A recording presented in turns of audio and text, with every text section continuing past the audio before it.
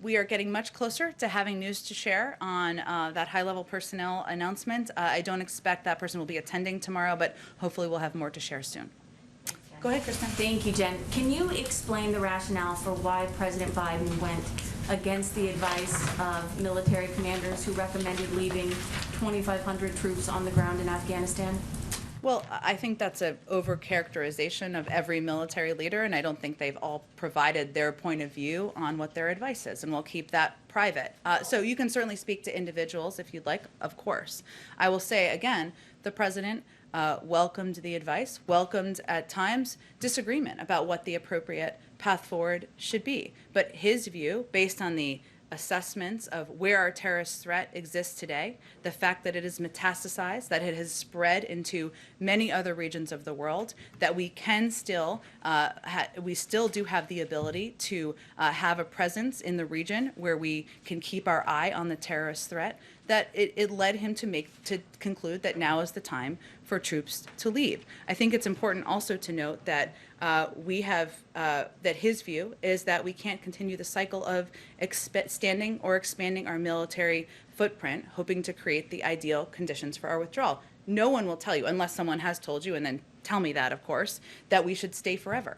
No military commander wants to stay forever. They insist that this is not, some insist this is not the time to leave, some opponents of his decision.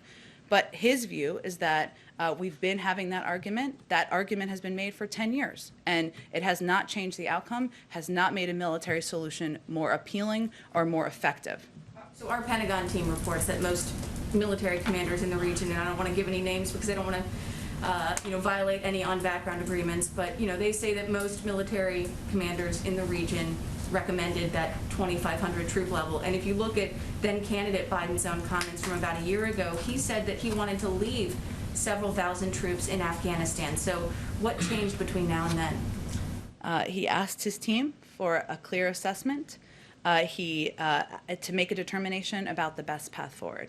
I will remind everyone that he has been somebody who has long viewed he opposed the surge in Afghanistan. He has long viewed the presence, the military presence in Afghanistan as something that was not a constructive long-term solution. That has been his consistent view.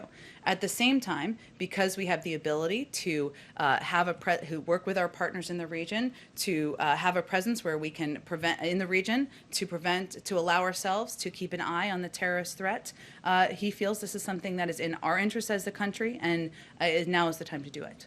And one question about special immigrant visas for Afghans who really just risk their lives helping the U.S. government and the U.S. military. Will the president commit to more visas and expedited processing for those combat translators before pulling out, because the Taliban have already threatened their lives? Well, he will talk more about this in his speech and more about his commitment to helping exactly those brave individuals who have served and helped our troops and our military presence on the ground.